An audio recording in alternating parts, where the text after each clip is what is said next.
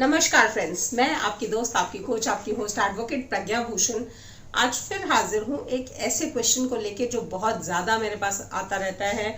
बहुत सारे जो युवा लोग हैं और युवा ही क्या बड़ी उम्र के भी लोग एक सवाल करते हैं कि क्या पेरेंट्स की मर्जी के बिना, अपने रिश्तेदारों की मर्जी के बिना, अपने समाज की मर्जी के बिना हम किसी से शादी कर सकते हैं या नहीं कर सकते हैं। तो दोस्तों, आज इसी सवाल को लेकर के आई हूँ कि आप शादी में आपका खुद का डिसीजन कितना इम्पोर्टेंट है और आप किसी और की मर्जी के बिना, खास करके अपने पेरेंट्स की मर्जी के बिना, उनकी रजामंदी के बिना किसी से शादी कर सकते हैं या नहीं कर सकते हैं। युवाओं का ये सवाल खास करके ज़्यादा आता है। तो अगर आप मेरे चैनल पे फर्स्ट टाइम आए हैं तो इसे सब्सक्राइब कर लीजिए ताकि इस तरह के यूज़फुल इंफॉर्मेशनल वीडियोस आपसे मिस ना हो, रेगुलर नोटिफिकेशंस मिलते रहें। उसके लिए बेल आइकन ज़रूर प्रेस कर लीजिएगा। तो दोस्तों, बात करते हैं शादी की। तो पहली चीज़ हमें समझनी बहुत ज़रूरी है कि भारत में शादी की जो उम्र है, लड़कियों के लिए 18 साल और लड़कियों के लिए 21 साल है। और हाँ, ये जो मेजॉरिटी की उम्र है, यानी कि लड़कियों की 18 साल और लड़कों की 21 साल, ये उम्र अटेन करने के बाद आप किसी से भी अपनी मर्जी से शादी कर सकते हैं।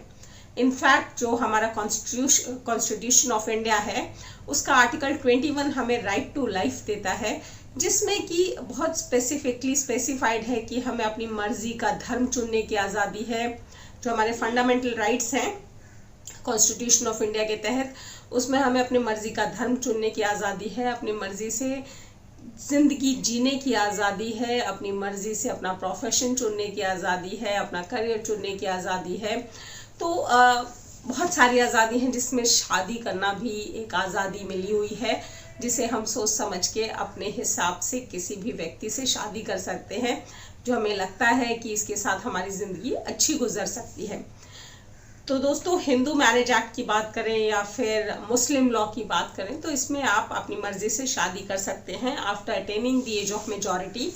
हाँ, जब तक आपने मेजॉरिटी की एज अटेन नहीं की है, यानी कि लड़कियों ने 18 साल और लड़कों ने 21 साल, उससे पहले तक आपकी ज़िंदगी का फैसला लेने का हक आपके नेचुरल गार्जियन यानी कि आपके पेरेंट्स, आपके माँ बाप के पास होता है। और जो आपके लिए सही है, आपके हक में सही है, वो फैसला आपके माँ बाप आपके लिए ले सकते हैं, आपकी तरफ से ले सकते हैं। और तब आपको आज़ादी नहीं होती है कि आप किसी से भी शादी कर लें या किसी भी तरह का इम्पोर्टेंट कोई और ज़िंदगी का फैसला कर सकें।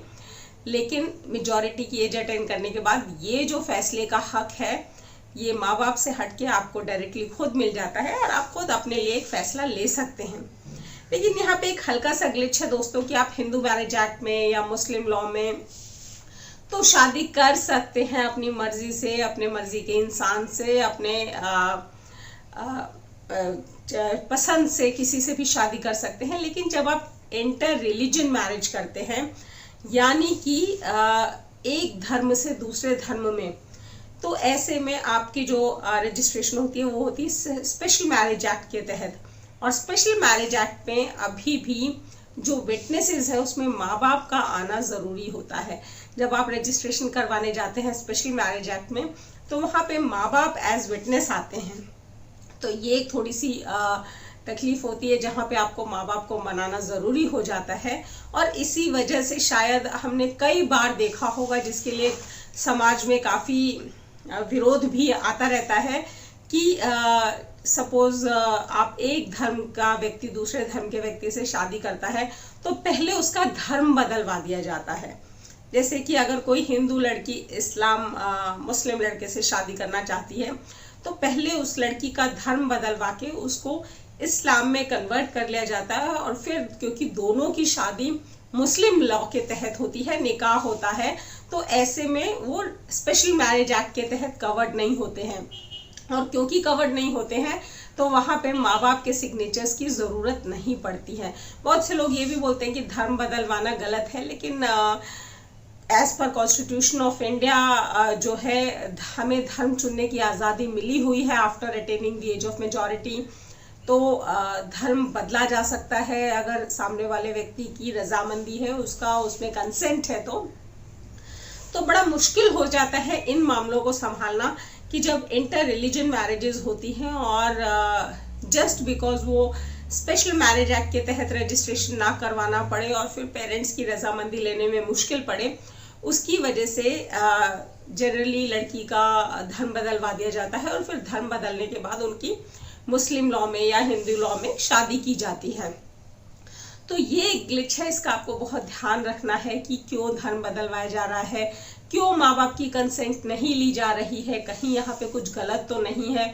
तो युवा कई बार जोश में आके होश खो बैठते हैं और अपने डिसीजंस ले लेते हैं। तो you have to be very very careful while taking a decision कि आप ये डिसीजन क्यों ले रहे हैं, किस लिए ले रहे हैं। एक लॉ को इवेड करने के लिए आप दूसरी तरफ धर्म बदल रहे हैं, क्या ये ज़रूरी है, नहीं है? क्या आप लॉ के तहत ही, कानून के तहत ही उस शादी को कर सकते हैं, नहीं कर सकते हैं? अगर कोई ये हिम्मत नहीं कर पा रहा है कि नॉर्मल स्पेशल मैरिज एक्ट के तहत आपसे शादी कर सके, तो वो आगे पूरी जिंदगी बिताने की हिम्मत कैसे करेगा? ये सब बातों का आपको बड़ा ध्यान रखना होगा। एक और सवाल आता है दोस्तों, बहुत से लोग पूछते हैं कि इंटरकास्ट मैरिजेस में भी ये प्रॉब्लम है क्या, कि कोई ब्राह्मण लड़की और कोई राजपूत लड़का या कायस्थ लड़का शादी करना चाहते हैं, तो क्या उसमें भी माँ बाप के कंसेंट की ज़रूरत पड़ती है? तो नहीं दोस्तों, बिल्कुल नहीं। ऐसे में अगर आप इंटरकास्ट मैरिजेस करते हैं तो आप किसी भी कास्ट के हों, लेकिन आप उसी एक पर्टिकुलर धर्म से हैं, आप सपोज कीजिए आप हिंदू समाज से ही हैं, तो आपकी जो शादी है वो हिंदू मैरिज एक्ट के तहत होगी। और ऐसे में अगर माँ बाप की रजामंदी नहीं भी है तो भी आप हिंदू मैरिज एक्ट के तहत शादी कर सकते हैं और आप अपनी मर्जी से शादी कर सकते हैं। तो ये था आज का वीडियो, कैसा लगा ज़रूर बताइएगा। मिलते हैं मेरे नेक्स्ट वीडियो में, तब तक के लिए थैंक यू, धन्यवाद, नमस्कार, शब्बा खैर।